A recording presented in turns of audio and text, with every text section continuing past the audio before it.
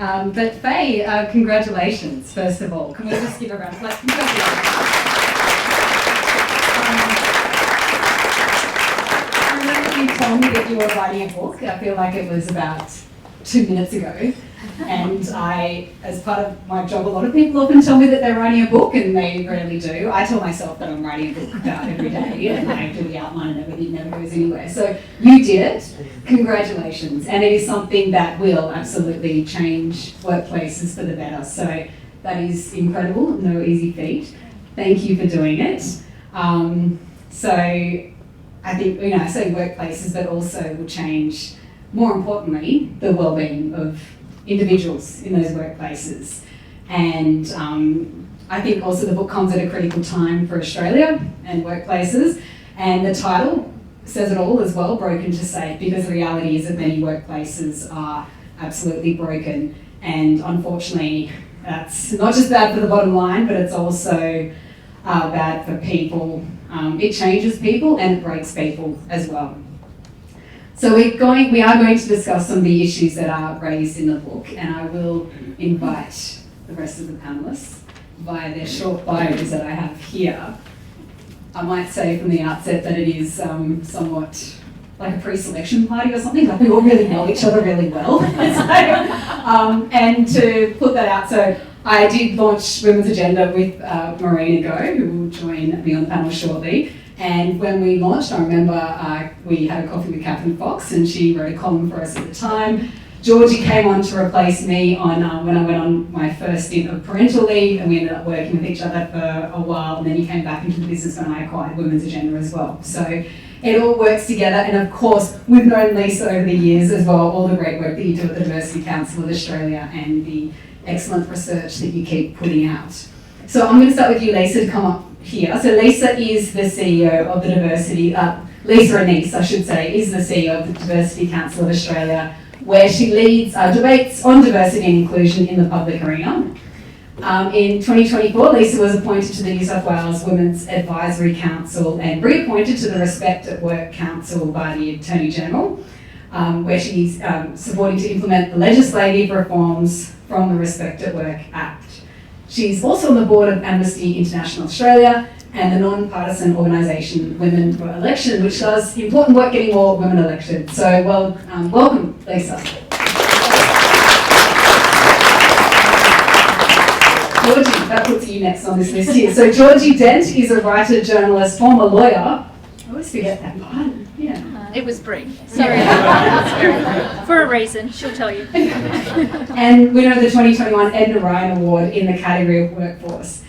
She's the CEO of The Parenthood, which is an advocacy group representing parents and carers. And for those of you who don't know, you've probably seen Georgie doing her advocacy work on various places on TV, and basically, what's the tagline? Making Australia great again? No, making Australia the best place in the world to be a parent and raise a child. Yes, absolutely. I can say that she's definitely supporting and doing that. So thank you. We haven't quite got there yet. You've done some things that help, especially in the early childhood education space, which is still very expensive. Yeah. So Catherine Fox AM. So Catherine is a leading commentator on women and the workforce, an award-winning journalist, author, and presenter to audiences around Australia.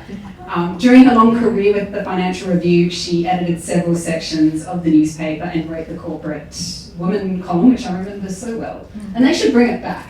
Yes. That's been suggested many times. Yes. Have a word to the editor. Yeah. Well, Don't tell me. Anyway, I'm not going to say it. What, you think maybe they could use it? I was just going to say I have heard that there are some cultural challenges. We should talk about it. Yeah, but it would be weird about them to write about it when it's happening at their workplace. Anyway, she has since published 5 books. I know. Yes. Like, slow down, whatever. Including Stop Fixing Women. And she is a gender equality advisor to the Australian Defence Force. Was. Yeah. Okay, was. She had to write another book. She wrote another 3. Sits on the Australians Investing in Women board, still, and is co-founder of the Sydney Women's Giving Circle. Marina, go.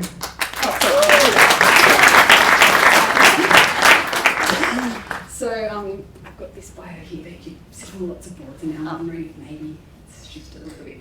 So Marina is an experienced chair and non-executive director of ASX-listed private and not-for-profit organisations across a range of different sectors. And she's a member of UNSW's Business Advisory Council, ANU Centre for Asian Australian Leadership Advisory Board, and the National Foundation for Australia-China Relations Advisory Board. Marina's Chair of Adore Beauty, Chair of Adore Beauty and non-executive director of Transurban, Energy Australia and Autosports Group. She has 30 years of leadership experience in the media industry and is a former chair of the Walkley Foundation, Netball Australia and the West Tigers NRL Club. Marina's a co-founder of Women's Agenda and has been actively progressing equitable outcomes for women in culturally diverse Australians for more than 3 decades. And I can attest to being somebody who worked with Marina, and she was my boss at Women's Agenda, same with Georgie as well.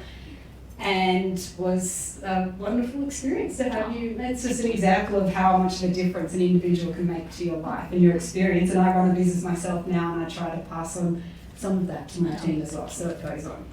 So thank you, everybody.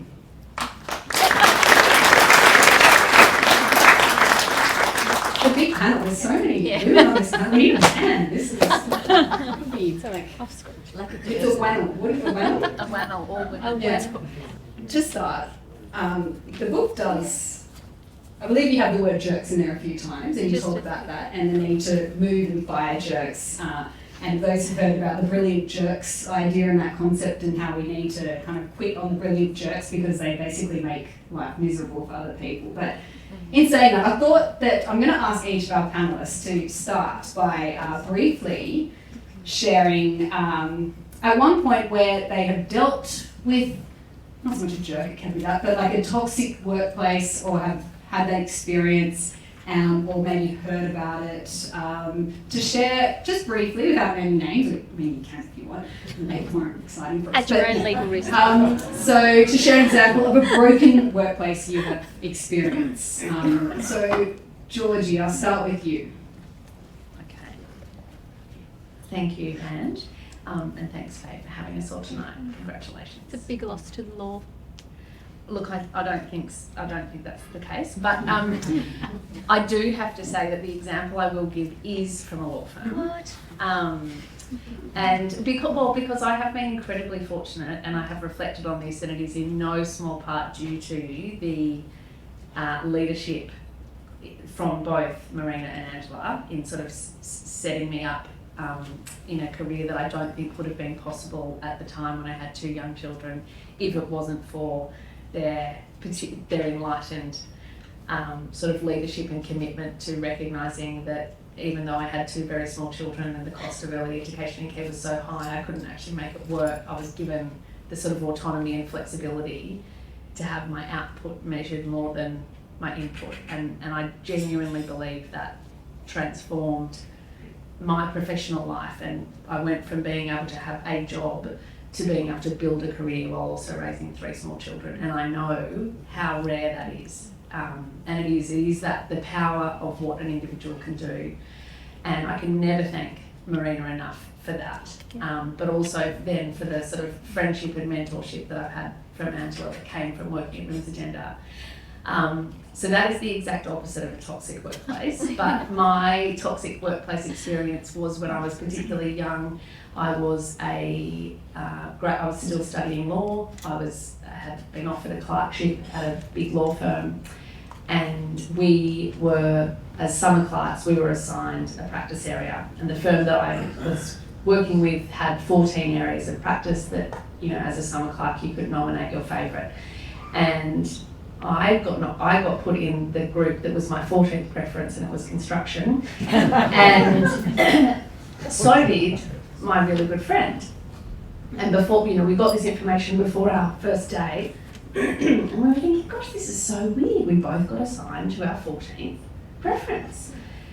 Anyway, the mystery was solved when we met the partner of the group, who said he gets first dibs on the photographs of the summer clerks. And because the firm interviewed quite a lot of people for summer clerks, they did take a Polaroid of you when you first arrived. And he gave us the feedback that this was a good year for him because we actually were better in real life than our photos. This genuinely occurred. Now, I was in the fortunate position of having done a clerkship at another firm, and I had been offered a graduate position with that firm. So I was in the rare position of doing a clerkship knowing that my professional options after university were not going to turn exclusively on this experience. But my really good friend, who was smarter than I was and did better than I did, she only got one clerkship. And the clerkship that we went through, it won't shock you to know that the partner we worked for had absolutely no interest in our professional development. And the behaviour was appalling.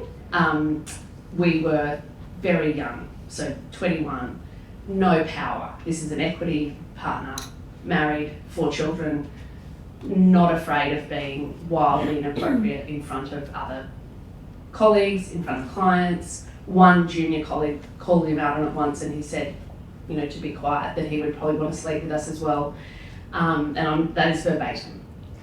So at the end of this clerkship, my friend and I thought, we're going to talk to HR about this because it's actually not okay. And they said to us, had we invited this attention? That was a toxic workplace. Thanks, Georgie, and congratulations, Fay, on your book. When I read it, I thought it was an extraordinary book because it painted a full picture of a workplace and provided a realistic evaluation, not just of how workplaces are created, but of the personality factor, which is often ignored in these things, how personality traits fall on a bit of a curve. My toxic workplace won't surprise you. I was also very young. It was my very first professional role on a trading room floor in the short-term money market at an investment bank. And it was me, another girl, and everybody else were guys. And so that environment already is intimidating. But it was, I remember, I remember when I read the Sex Discrimination Act for the first time and I read the description, ogling, yes, unfamiliar touching, yes, repeated requests for dates, yes. It was just walls, it was like tick, tick, tick, tick. If you've seen the movie The Wolf of Wall Street, this was the 90s, the late 90s, but if you've seen that movie, that's what it was like. It was hostile, intimidating, and I couldn't survive there. I think maybe at the age I am now, I could do something, but early 20s, I just couldn't. And it was really awful. I decided to leave when on my birthday I was given a bunch of sex toys. So that's what made me leave. Yeah, I put up with it until that. So there you go, pretty awful. I hope there aren't workplaces that are like that anymore. They might be able to tell us that. We'll get to you, Fay. Yeah. Catherine. Okay, well, talking about workplaces that several of us have known, because most of I did work in a bank and a couple of other places where there was definitely sexual harassment, and I'm, I think, older than all of you, so I'm talking unvarnished sexual harassment. That was just what was acceptable and happened all the time. And then I joined the Financial Review and I spent 23 years there, so clearly what I'm going to be telling you is within that context. But I do want to just preempt by saying I did found that toxicity would often be confined to certain parts of what was quite a large newsroom. So there were some wonderful parts to that, and clearly I stayed for 23 years. It wasn't all toxic. And it did change enormously depending on who the editor was. And I think this is the same in many workplaces, and no doubt you've been reading about what's been going on at Nine.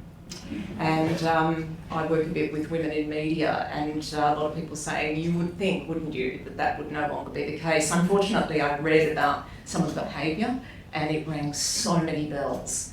So it was, again, not particularly the sexual harassment, the bullying, the ghosting, the favouritism, the A and B teams, very, very familiar, and nearly disproportionately affecting women. But the example I wanted to give you was, as I say, it was one person. I'd gone back to work, 3 small kids, and they'd given me a full-time job to do in 3 days a week. It was running a section of the paper. It was all print in those days, so you had to fill 3 or so pages of the paper. That probably doesn't sound much to you. That's quite a lot of stories which you have to commission. You then have to, edit, etc., and work with the graphic artists. Oh my God. Anyway, and I realised quite quickly that there was a peer on the paper who was editing a section of the paper as well, slightly larger, but he seemed to go out for lunch a lot and had 2 dedicated writers.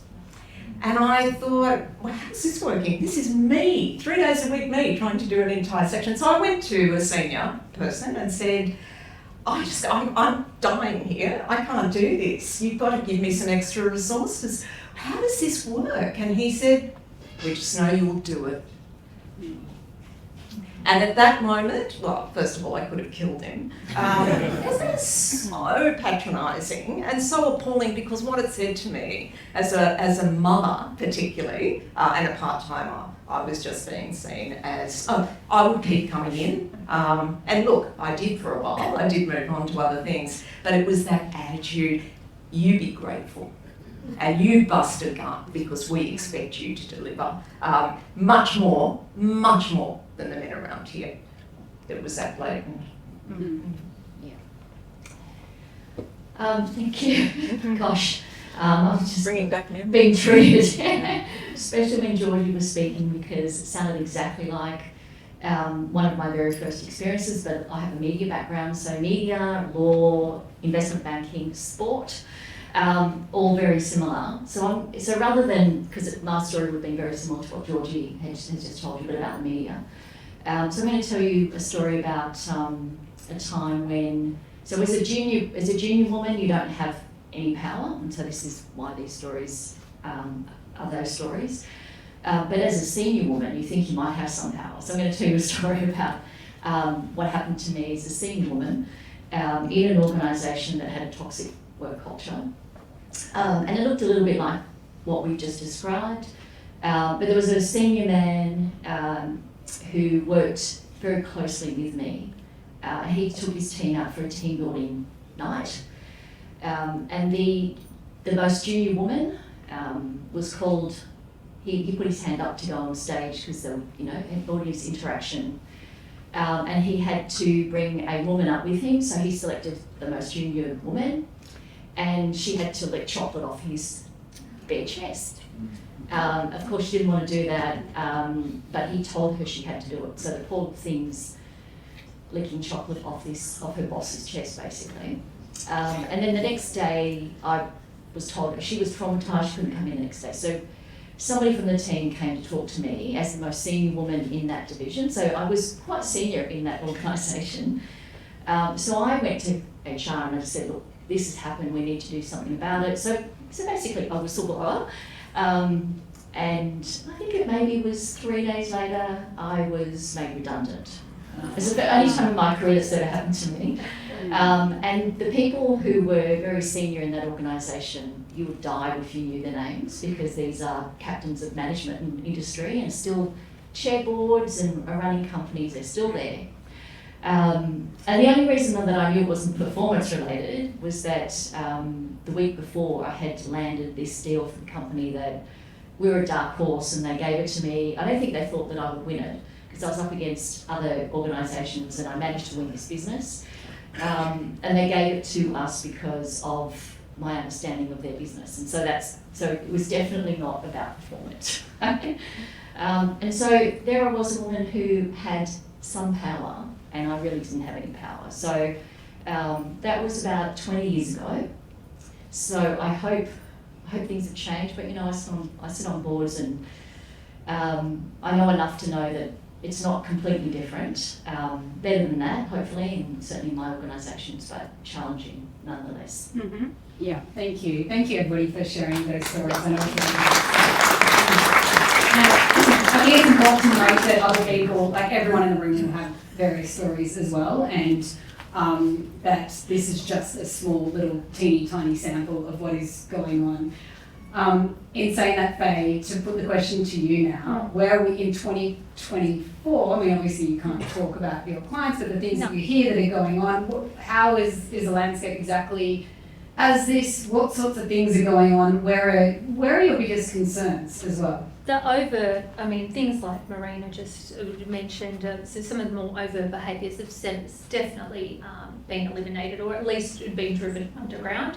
I think we have seen in many ways the pendulum swing the other way, not necessarily due to the introduction of the Respect at Work laws. I think there's definitely been conversations and necessary training and compliance discussions around that, but I think the pendulum started to swing a few years before that, post Me Too movement. As we know, there's been accountability across supply chains, so there's been accountability sort of pressures on boards to act on certain behaviours that hit the media.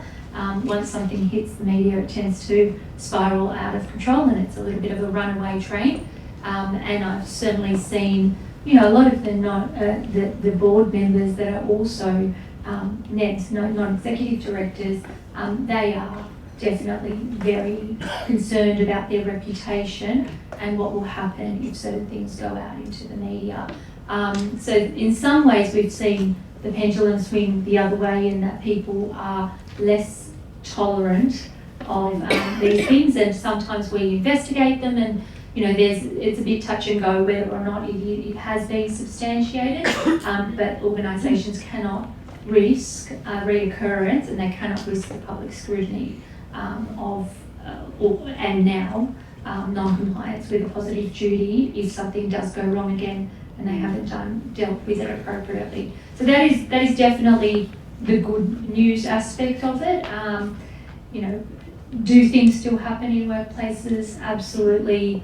I have, even just in this year, I've got 3 matters that we've sort of touched on with police involvement as well. So quite at the extreme end, often with the involvement of alcohol, often outside of work. So there are some serious conversations I think that we need to be having in terms of what happens outside the parameters of the offices, albeit still connected to the workplace, and that's where the difficulty is.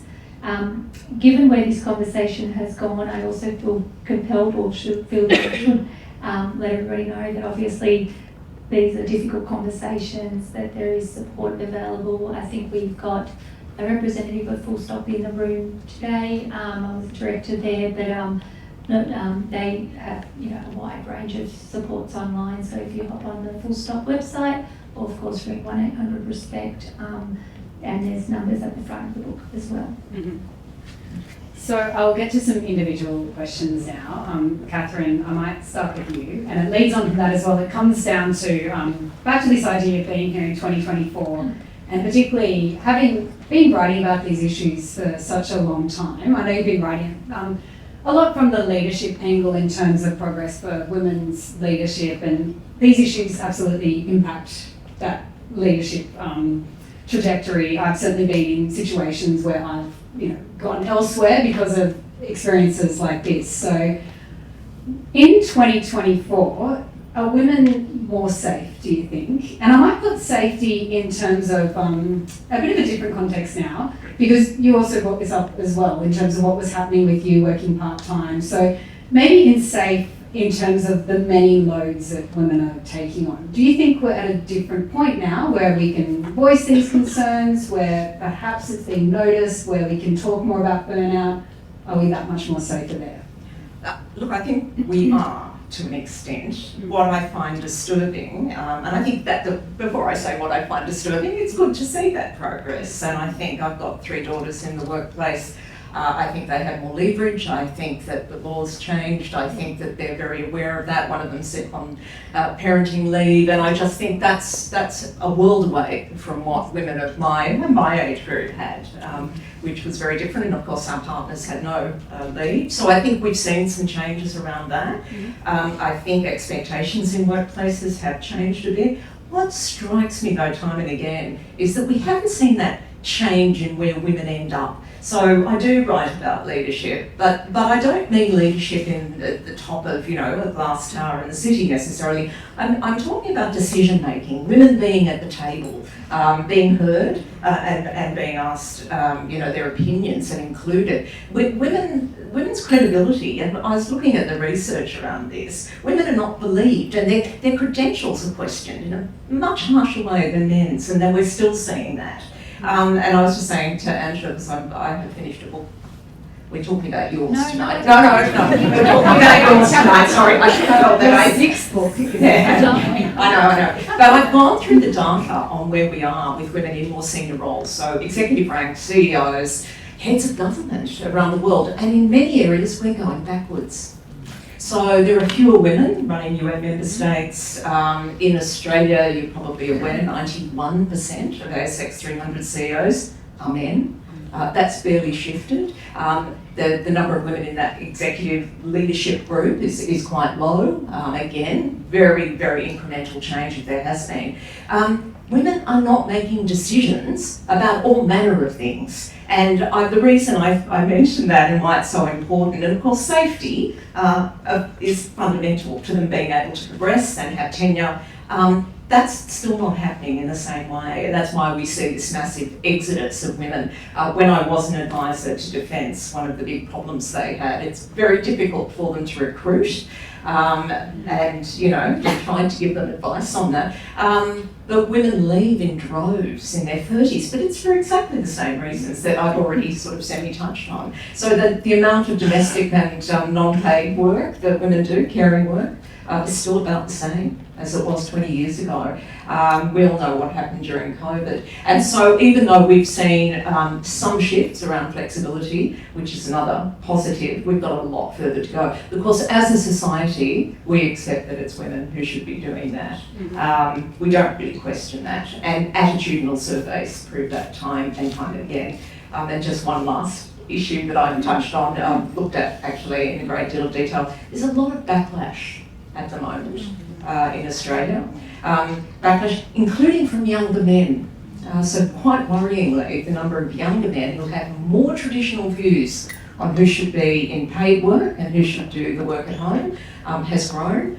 And there's what they're calling a gender divide appearing around the world, with more men in their 20s becoming more traditional and more women in their 20s becoming more progressive. And that's in countries around the world. It's quite extraordinary. So I think, yes, on some sort of day-to-day issues, I think there is reason to be rejoicing that at least we've come a bit of way. And I agree with you about risk and employers. But gosh, we haven't shifted the fundamentals. So we're still missing out on women and their point of view. There's one place I feel like we've seen a real shift in women's leadership, and that is women appearing in front of Senate estimates within a few weeks of being appointed CEO. Yes. It's this really uncanny correlation. It's just all those correlation. and like issuing apologies and things, and really having to Yeah. Or falling off a cliff after being appointed during some of the most difficult times. Interesting, isn't it? I've got like a very specific question for everyone. I want to come back because, Catherine, you have brought up young men. I want to come back to that point. So if I don't, please remind me to somebody. But Lisa, I might go to you first of all with the next question. The DCA inclusion at work research finds that almost 1 in 3 people are experiencing discrimination or harassment at work. Now that rises to 59% for First Nations workers and 42% for those with a disability. Those are figures that have actually risen since 2024, as I understand it from your research. Why do you think why are these levels? Do you have any reasons as to what could be going on, as to why it might be happening? I mean, I think 2 things are probably going on. I agree with Catherine in that in some ways workplaces, the overt stuff has kind of, depends on the industry though. If you're a young woman in hospitality, and a lot of young women who are at uni working in bars and restaurants, that's a tough gig, and some really overt behaviours still really happen there. It's interesting, the inclusion index that we do, we track 3,000 Australian workers across the economy, every industry.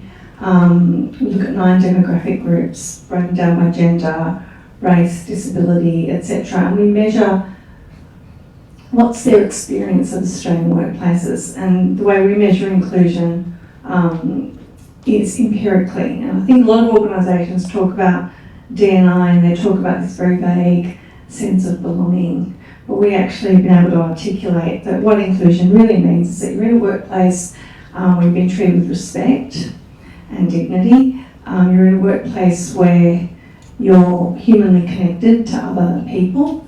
That's trending down, which is interesting. I think post-COVID there's some exploration we could do there.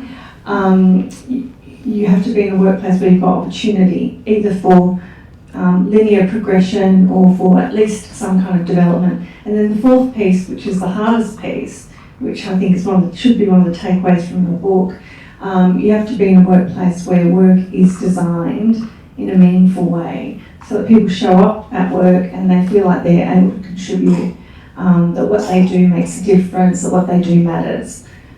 So you have to have all of those four things in place to be able to say I'm in an inclusive workplace. Now we don't ask people, is your workplace inclusive? We measure all the components.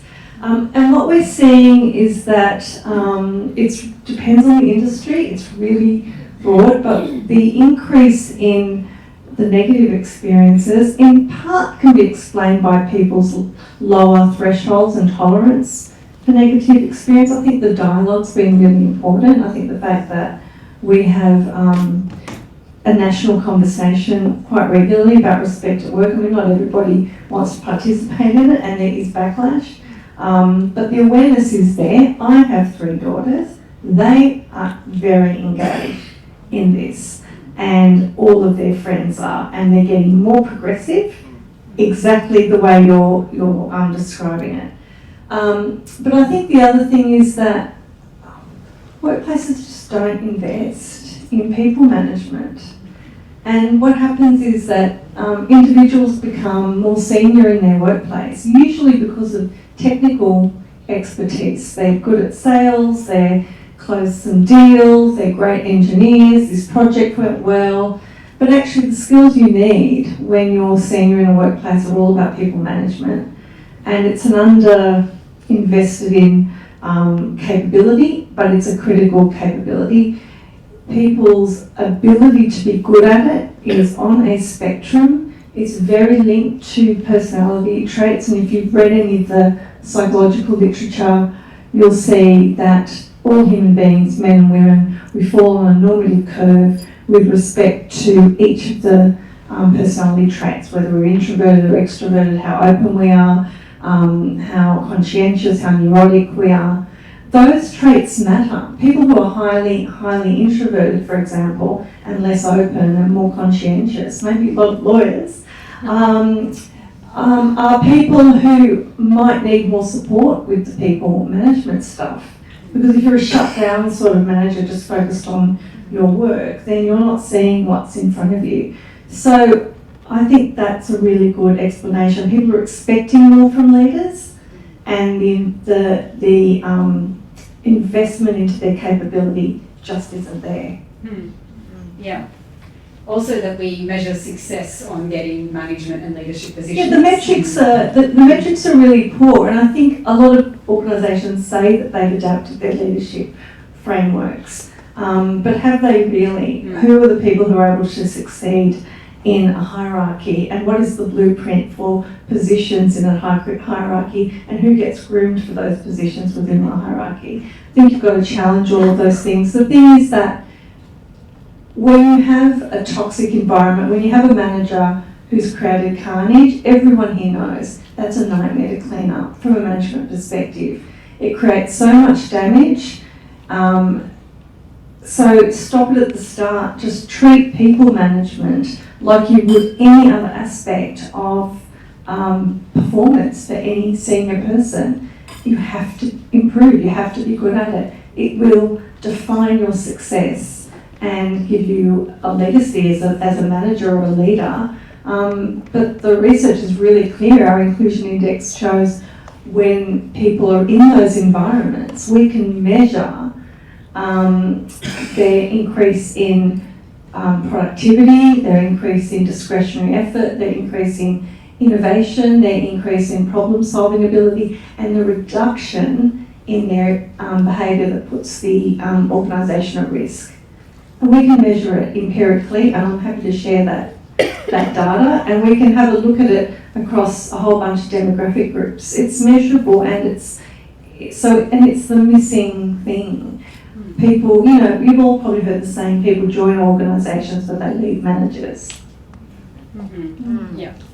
Yes, thank you, Lisa. And I would say that it's also okay to be a great practitioner and not have people who report to you. And I think that must be especially true in law. Like, just because you're great at law doesn't mean you need to have a team if that's not going to be a great experience for those people, if you don't have those people management skills. Marina, I'm going to go to you with your board experience. You don't get a mic. You do get a microphone now. So, exactly following on from Lisa said, that our experience at work, it does very much depend on the people around us and often the person that we directly report to. And we see this all the time on Women's Agenda. You see how an individual will undo all the great work that an organisation is doing elsewhere, all the rhetoric that they're putting out regarding the the programs that they have, or the paid parental leave scheme they have, or all these other things. But Marina, I guess, how can boards and CEOs and exec teams, how can they ensure that those individual managers are not, Lisa, you put it a really great way when you said that they're basically, the amount of work that goes into cleaning up the mess. How can you ensure that you avoid the mess of those managers in the first place? Yes, it's a very, very good question. I think, certainly from the board's point of view, culture starts with the board. We have to own it. And I think any boards that don't own it really need to have a look at themselves. And I think there are lots that don't, right? But certainly all the organisations I'm involved with, we own it. So if you're going to own that, then you need to understand what's happening in the business. And so we always ask our CEO, how do you get comfortable that things are not going pear-shaped, or that the culture is as we say we would want it to be. And so the reporting back to the board is really important. We get a lot of reporting back, for example, on sexual harassment, bullying, victimisation. We actually call that out now. They're safety issues for us. So that's why I think people are feeling a little bit safer. But still, every single meeting, there are issues in our organisations. So we actually get them to report back to us, which means they have to look into the organisation to get that information to report back to us. And so if we make it very clear that we won't tolerate, we have zero tolerance for any of those behaviours, then that puts them on notice. So the flip side of that, of course, is you want people to report issues. So we have to balance that, right? So you have to make sure that we have all of the right procedures in place in terms of avenues for people to report. So we have whistleblowing, and we have, you can report to your management. We have all the avenues that can come and report to us as directors. And the more reporting, it's a really strange thing at the moment, because we're getting a lot of reporting at the moment, actually panics some people, but it's a good thing, because it means that actually people feel safe to report. Because one of the biggest issues is understanding the trust relationship, and Fay talks about this in her book, the relationship between the organisation, management and the board. And if it's trusted, then the information flow will work really well. And that's how you find out if there's a really poor leader in the middle somewhere. We will hopefully see it as a board if it's near the top, but we are relying on those leaders that come to the board to ensure that it doesn't happen further into the organisation. So that's why we have to have these, particular loops in place. And then we have to do something about it. So nothing changes if you don't action something. And I can tell you that every organisation that I'm involved with, we have consequences. So we have, we literally have sexual harassment. How many people? What were the circumstances? And what do we do about it? And if we did nothing, or we've decided that it wasn't really a thing, then that's what the board has to interrogate. So we have to make sure that we're comfortable that what comes back to us is actually has been fair and reasonable. So it's still not foolproof, Angela. You know, we're still working through this. I think one of the best changes, and maybe I know this isn't a popular view with a lot of non-executive directors, but I think it's a really positive thing that the Sex Discrimination Act changed and now puts a positive duty on directors. So we can't just wait for something to happen and then go, okay, well, we'll fix that thing. We actually have to make sure it's safe before, so that nothing happens. I personally like that. As a director, I feel like that's what we have to do, because we shouldn't be doing it to stay within a law. We should be doing it because it's the right thing to do, to keep our people safe.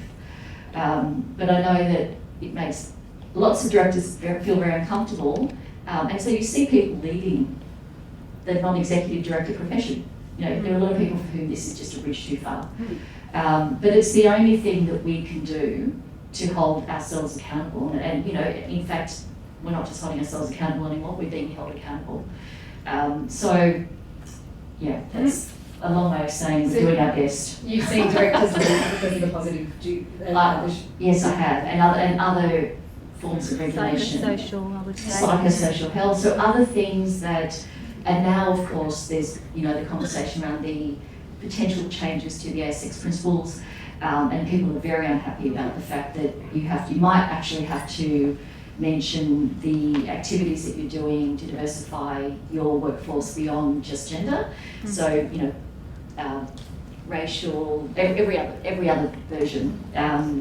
So yeah, people are getting very nervous, but I think that's a good thing, because actually, I think you want directors who want to do this, who want the workplace to be better, who aren't afraid to make it better, and who aren't afraid of the regulations that create risk for us if we don't get it right, because we have to get it right.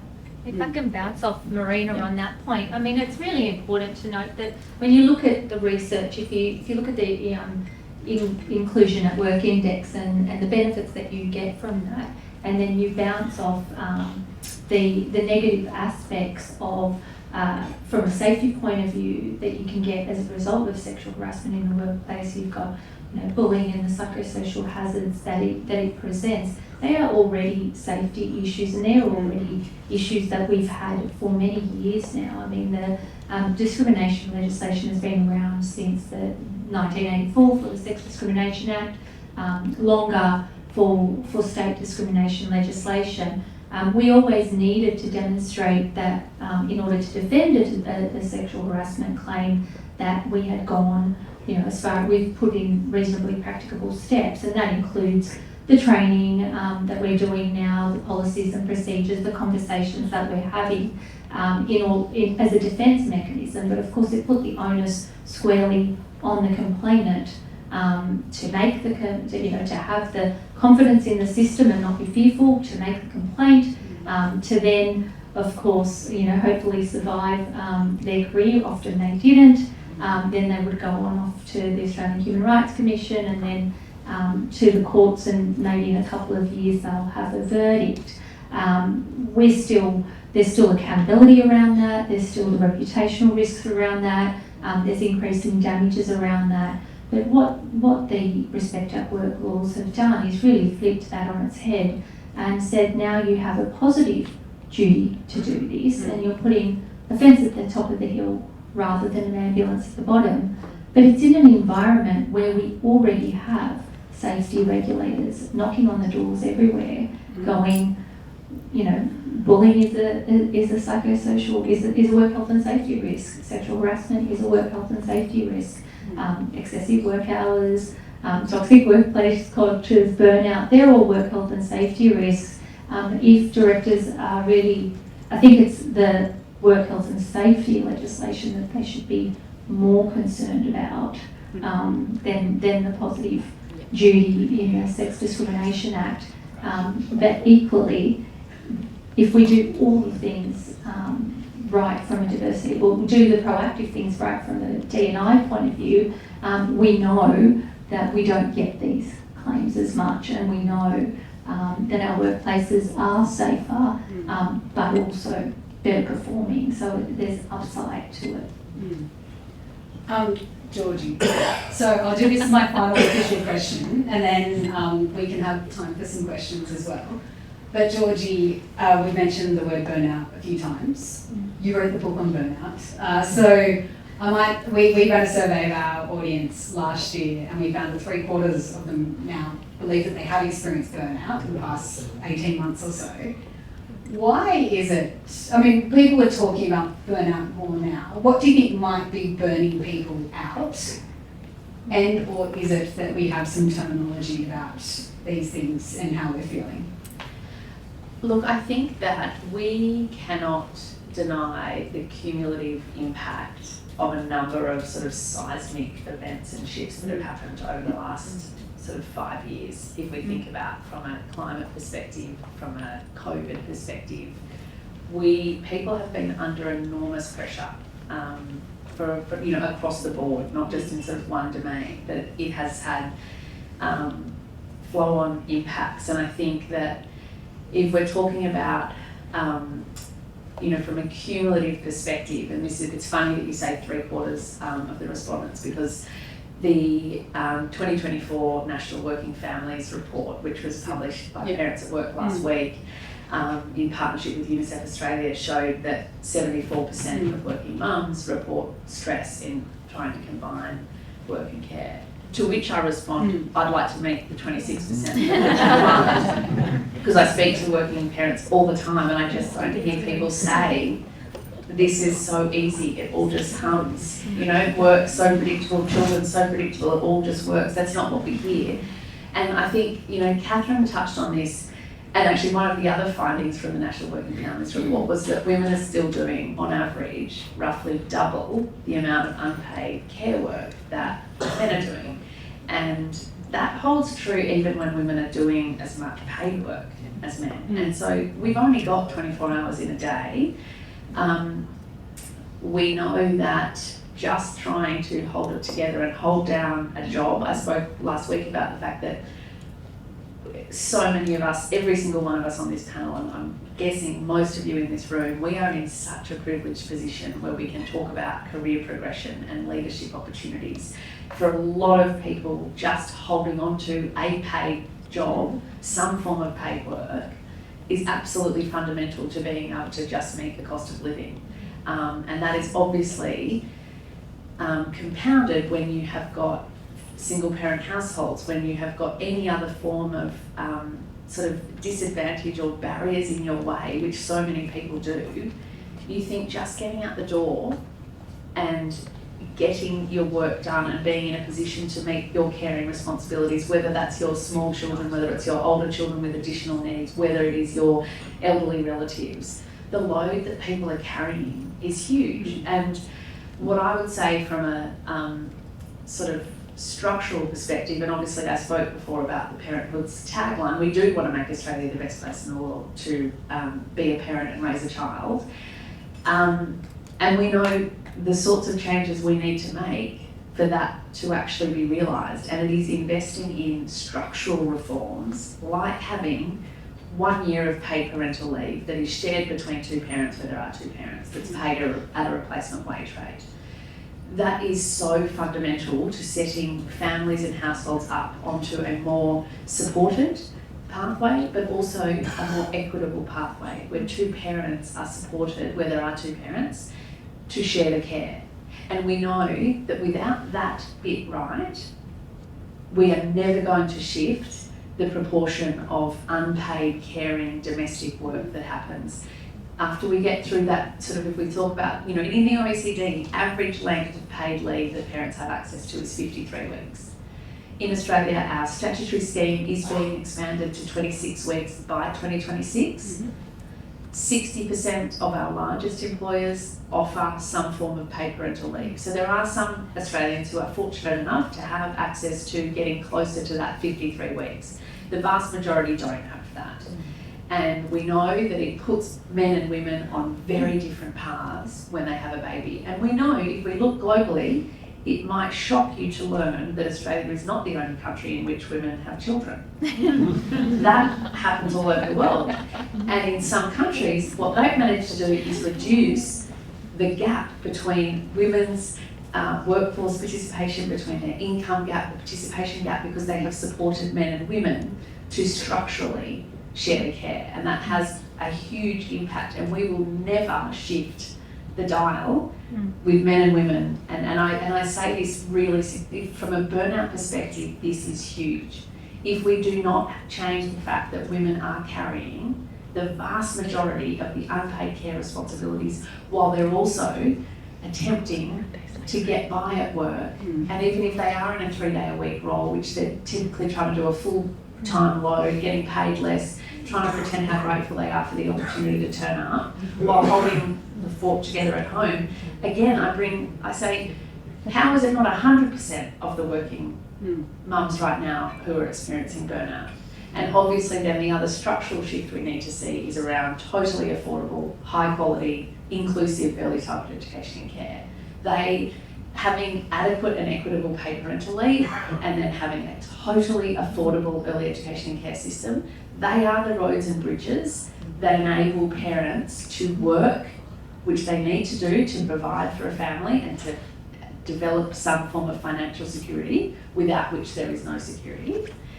If we don't invest in those roads and bridges, we are leaving women in particular stranded when they have children, and they are stranded right now. And too many of them do not have the support they need, and then they are at the whim of, they don't have necessarily the luxury of leaving a workplace that is toxic, or leaving a relationship that is toxic and dangerous. And structural problems require structural solutions, and this is a problem that Australia needs to address. We lag the developed world. We want to believe that we are an incredibly enlightened, wealthy, smart country, and in lots of ways we are.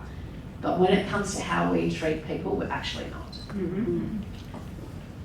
All right, well, I want to do one more quick question to you, Fay. And because of all these, there's 6 of us up here, it is a... Because they all said yes. No, I was leading into, I wanted to return to the young men.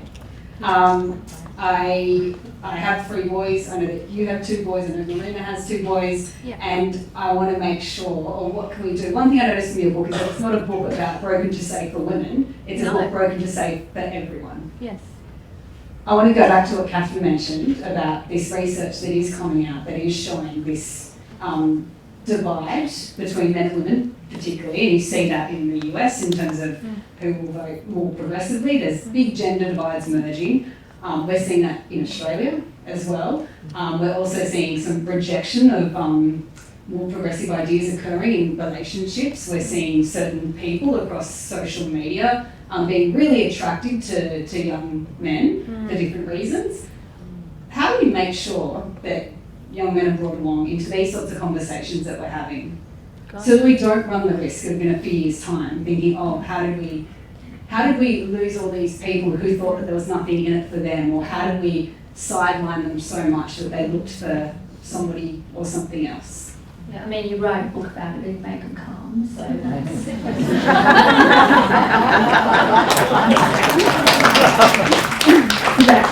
Of all the things she could have asked me, she asked about my parenting, which is the one thing that I'm most insecure it was not about me. No, absolutely. It was not a parenting question at all. That's another book. We'll write that one together about how to raise. But no, it was more about, it was more the general conversation around how all of us can make sure that we're not excluding boys who might be thinking, why are there programs for women in STEM or something? You know, why isn't there any, what's in it for me? How do we make sure that we don't sideline them along the way? I just want to add one thing to it. Our research shows that a lot of the rejection of this progressive agenda is related to social class. That's what I was going to go to. Sorry. It's related to social class, yes. And it's in the book. So I think we need to engage people. The Diversity Council of Australian Research is excellent, and I'm going to get you to speak about it, because in a minute, I was just going to say that I think it's important to bring people to the table. I don't, by nature, even as a lawyer, It's a profession that is extremely divisive. I mean, it's, them and us, and, win or lose. I try to find sensible solutions and to bring people together, and, rarely end up in court, because we do mediate, and you try, and the only way you can do that is by making people see, or helping people see, the other's perspective. I think it's really important that it starts at school. I think our education system, and I know there's some teachers in the room, has a very big role to play, as do all of us as parents. But it is an education campaign, and I have had those conversations with my boys, other sort of people in the workforce as well, where we need to explain that it's not them and us, and that ultimately it is a win. It is a safety issue first and foremost, but also it is a win-win in terms of the results. The work around social class was illuminating, because what Lisa brought to my attention was that, of course, when it comes to men that are of a lower socioeconomic class, they don't consider themselves privileged in the way that an upper class, white man that's gone to, I won't name a private boys' school, but one of the private boys' schools does. And we found that the researchers found that it's those men that are often most disengaged from the conversation. And now, without stealing your thunder, I'm going to hand over to you. No, I mean, and the data's really clear. It's a continuum that sort of drags down from upper, and the way we define social class includes a definition that's about socioeconomic status, which is income and profession, but also unchangeable traits about you, family you were born into, the connections they had, school you went to, all of that. And yeah, it just trends down. Women of all ages, all social classes, are generally supportive of these progressive ideas, probably because most of them have experienced some kind of oppression in some way, even if they don't have the language around it. But for men, it's very related to social class. And I think we saw that in the referendum. It fell, the yes-no vote fell along class lines, didn't fall along political lines, didn't fall along, people who voted blue or who voted teal, fell along social class lines. And I think that's misunderstood, and until it's understood, I do a lot of training in, we have a lot of members. When I talk to men who are in high vis on construction sites, who work in mines, once I start talking about social class, all of a sudden they start to relax and they recognise themselves in this conversation, because let's be honest, even if you look at who has the most privilege in Australia, it's a narrow group of men. Most men aren't there. Men who are migrants, who are LGBTIQ, who are racially marginalised, First Nations men who grew up on the wrong side of the tracks, essentially. So the class angle is not discussed in Australia, it is in the UK, and it really needs to be brought into this conversation, and in terms of how we understand things, because if you don't understand what equity is, then anything you see someone else get, you feel as an oppression against you. Yeah. And if you can't understand it and you don't have the tools, and you're young and you've got hormones pumping through you, that can manifest in really dangerous and aggressive ways. And you're being influenced by stuff you're looking at online. What about Cranbrook? Well, it's a trend. I'm not saying that. No, and I'm seriously, because I think we are seeing some views from these very elite boys' schools, which are deeply disturbing, objectifying women, rating them, and so on. But is it only private school boys? No, not at all. I'm saying it encompasses. Yeah, it encompasses that. Yeah. I just wanted to make a point. I feel like I need to add this now that I'm also a mother of 3 girls. We've got a bit of a... Hey, 3 girls. 3 mums and 3 girls.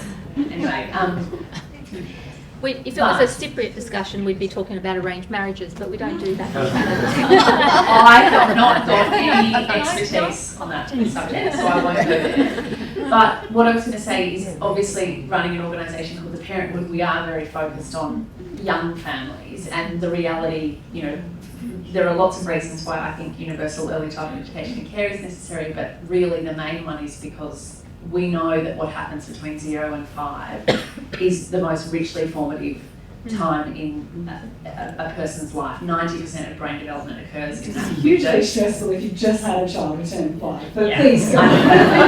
Too late. And I think that there's a huge amount of work for us to all do as individuals, as managers, about actually recognising the full reality of what parenting entails. And obviously it doesn't end in those first 5 years, but I think we have to recognise that we have enormous power in how we treat and shape little people. And you know, I come back to the point that you made before about, you know, safe workplaces are about respect and dignity.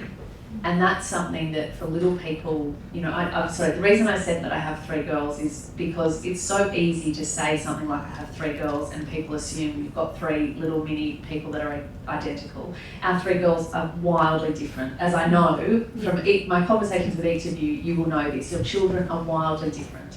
And it's not about gender as much as it is about them as an individual human being. And I think the more we can recognise people as individuals that are deserving of dignity and respect from a very young age, that is how I hope we can reach a point where this isn't a zero-sum game, where if we can say that more people being able to live with genuine respect and dignity is a good thing for everyone, that's how you tackle some of that backlash, but it is complicated. So on that, I think that we should close up. Which we haven't gone to questions. I'm worried about how far into the night questions will take us. But I think that was a really nice way to end, Georgie, because it goes back to also having a safe workplace and that impact on those individuals and the people in that workplace who can take that home to their relationships, to their children maybe, or to anyone that they might care for, their friends, anyone who is in their lives. And so if they feel safe and respected, then that will have a run-on impact there as well. So thank you to our panel, and thank you so much, Fay, for writing this book.